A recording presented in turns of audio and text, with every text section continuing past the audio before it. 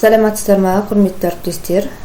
Бүгін мен сіздерді кәсіби бағдар беру бағыты бойынша MyCollege сайтымен таныстырғым келеді.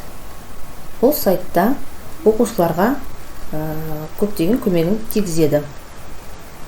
Қарап отырғандарыңыздай, сайт өте әдемі безендірілген. Бұл жерде әрбір қатысушы, оқушы тіркелуіне болады. Осы жерде кіруді басасыздар. Осы жерге тіркелуді басқаннан кейін тетіктерін барлығын толтырып тіркеледі. Мен енді бұған тіркелгенмін негізі. Одан кейін сайт қазақ және орыс тілінде. Сайттың мүмкіндіктерімен қарап отыратын болсаңыз, тесттен өтуге болады.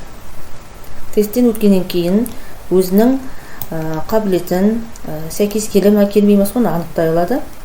Одан кейін осы сайтта бірнеше мамандықтар ұсынады сол қабілетіне байланысты. Сосын сол мамандықтарға байланысты колледждер таңдай алады.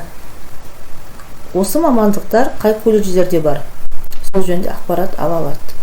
Егер де қызықтыратын болса, осы колледжге оқуға түсуге өтінім қалдыруға болады оқушыларға.